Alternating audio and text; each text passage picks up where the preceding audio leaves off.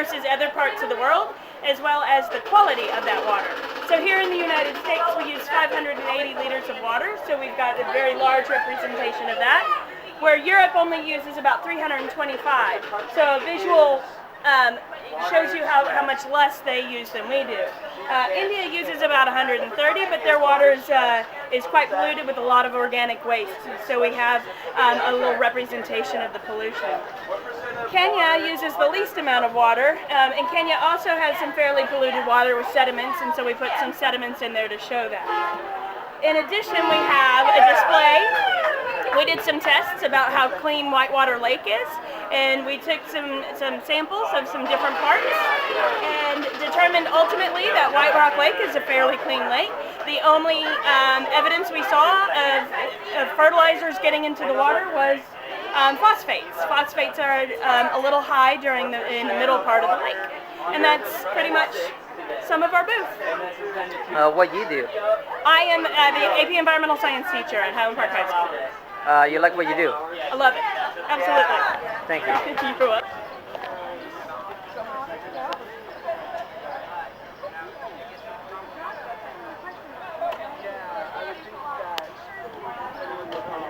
I'm Patsy Gillum, and I'm one of the representatives for Texans for Clean Water.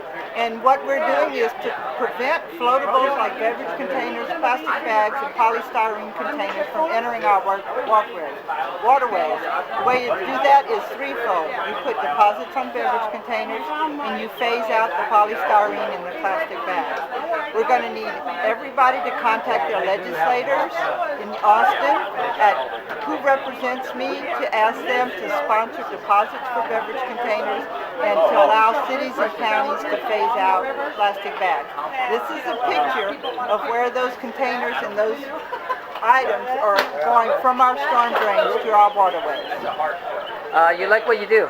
Oh, I love what I do. I know prevention is the solution to this container pollution that we're facing, and it will bring business as the counties are expanding their greenways. Our greenways need to be cleaned, and this will prevent the items from ever getting there. Thank you. All right, thank you. My name is Carol Squirrel, and I speak on behalf of Texas Conservation Alliance. I'm here today talking about the power of water recycling. This is something we already do in the Dallas-Fort Worth area, in our northern suburbs and over in Fort Worth, but not yet in Dallas. Water recycling is really powerful because it can allow us to have a new water resource, use the water over and over again without having to destroy rivers and land and people's homes. That happens when you build new reservoirs. Particularly right now in North Texas, we're trying to avoid building the Marvin Nichols Reservoir, which will destroy 50 miles of the Sulphur River. So we're really hopeful that North Texas will begin to adopt this technology in the same way they have out in California, in West Texas, and many, many areas around the world. You can recycle two ways. One is through a natural wetland, which is the really cool way to do it, but the other way is through a manufacturing plant, literally, that recycles and cleans the water as many as 7 times to make it cleaner than it ever is when it's in nature and when it comes out of the original treatment plant. You mix it back with the other water that comes out of the reservoirs and send it back to your homes. We estimate that that's going to save all people a lot of money when it comes to new water resources. It's drought-proof and a great solution for the future. So we've got the Fort Worth Prairie Parks, about 1,000 acres of almost virgin prairie grasslands, and we are trying to preserve it. So we're basically fighting against money right now. So we're always looking for partners, anybody that can support in financial, volunteering. Not only is the prairie a very important ecosystem, and at this point very endangered, it's very, very much compared to the rainforest as far as the ecosystem and its importance. We also utilize it for educational purposes. My background is outdoor education, so trying to bring kids back outdoors, trying to bring the outdoors back into the classroom, that's what it's all about. Kids don't get a chance to experience the outdoors the way that it used to be. And they cannot get that in the city. So that open space does something to the heart and soul that you can't get sitting out on the patio. How long you been environmental or a teacher for? I funny you say that. Yeah, I am a math teacher currently, but I've been teaching probably for about 10 years now. I've been with GPRC for about, I'd say, 7 to 8 years now. You like what you do? I love it, love it. To see the reaction for not only children but adults as well, when they get out to the prairie and you've got that open sky.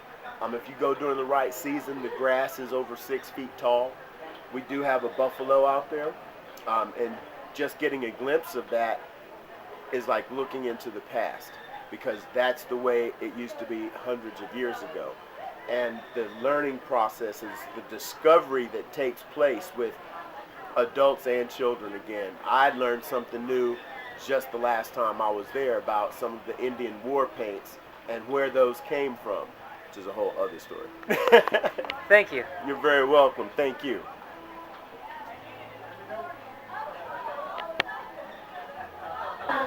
We're from the Science and Engineering Magnet in the Oak Cliff area, and we're here to promote the using wind energy for electricity instead of using fossil fuels and a lot of other non-renewable resources. By doing so, we made a wind turbine right behind it to help promote moving the wind turbine. So what do you think about the technology so far of windmills? They're pretty amazing.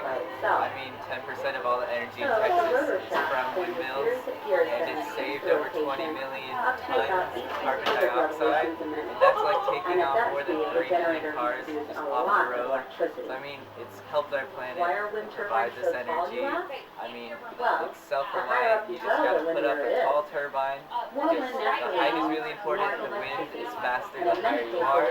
Just put up a turbine, and the wind will go, it'll turn the rotors, which will turn a motor, which will work with a generator, and you have electricity, all from the wind. I mean, it's great. It never runs out. We'll always have wind. I mean, you won't always have coal and oil. I mean, I think it's a great source. So what you want to do in the future if you have opportunity to change their planet? In what way? Well, implementing more wind farms is always great. I mean, the more the better. I mean, eventually as we go through Earth and we use all these resources that won't last forever, we're going to eventually have to transition into something else like renewable energy sources that will help preserve our planet. And I think moving forward, that wind energy is one of the best sources. What about you?